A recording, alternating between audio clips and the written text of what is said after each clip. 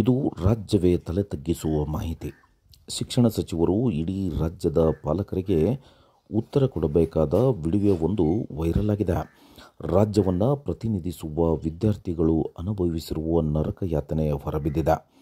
67ನೇ ರಾಷ್ಟ್ರಮಟ್ಟದ 17 ವರ್ಷ ವಯೋಮಿತಿಯ ಪಾಲಕರ ಕ್ರಿಕೆಟ್ ಪಂದ್ಯಾವಳಿಗೆ ರಾಜ್ಯ ತಂಡವನ್ನು ಆಯ್ಕೆ ಮಾಡಲಾಗಿತ್ತು. ಆ ಪ್ರಕಾರ ಆಯ್ಕೆಯಾದ ವಿದ್ಯಾರ್ಥಿಗಳು, ವ್ಯವಸ್ಥಾಪಕರು ಹಾಗೂ ತರಬೇತುದಾರರು ಬೆಂಗಳೂರಿನಿಂದ ಪಾಟ್ನಾಗೆ ತೆರಳಿದ್ದರು. ಜನವರಿ 13ರಂದು ಹೊರಟು ಮತ್ತೆ 24ರಂದು ಮರಳಿ ಬರುವುದಕ್ಕೆ ಸಂಘಮಿತ್ರ ಎಕ್ಸ್ಪ್ರೆಸ್ ರೈಲಿನಲ್ಲಿ ಪ್ರಯಾಣ ಬೆಳೆಸಲಾಗಿತ್ತು.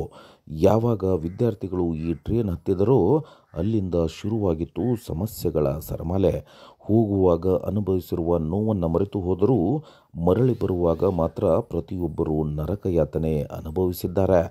ಊಟ ಮಾಡಿದರೆ ದಿನನಿತ್ಯದ ಕರ್ಮಗಳನ್ನು ಮಾಡಬೇಕಾಗತ್ತೆ ಎಂದುಕೊಂಡು ಏನನ್ನೂ ತಿನ್ನದ ಸ್ಥಿತಿ ನಿರ್ಮಾಣವಾಗಿದೆ.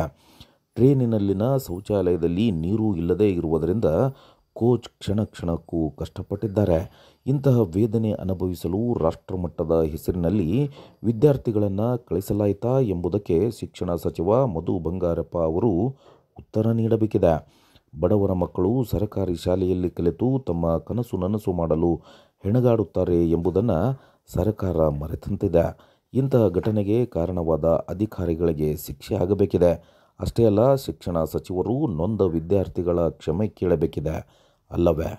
ಎಸಿ ಅಥವಾ ಸಿಂಪಲ್ ಎಸಿ ಮಾಡಿದರೆ ಚೆನ್ನಾಗಾಗುತ್ತದೆ.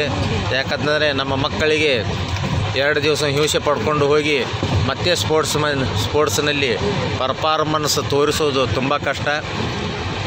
ನಾವು ನಿನ್ನೆ ರಾತ್ರಿಯಿಂದ ಊಟ ಸಹಿತ ಮಾಡಲಿಕ್ಕೆ ಆಗಿಲ್ಲ. ಯಾಕಂತಂದರೆ ಊಟ ಮಾಡಿದರೆ ಟಾಯ್ಲೆಟ್ ಬರ್ತದೆ, ಟಾಯ್ಲೆಟಲ್ಲಿ ನೀರಿರುವುದಿಲ್ಲ. ಈ ರೀತಿಯ ಹಲವಾರು ಸಮಸ್ಯೆಗಳು ಇರುವುದರಿಂದ ದಯವಿಟ್ಟು ನಮ್ಮ ಆಯುಕ್ತರ ಕಾರ್ಯಾಲಯದವರು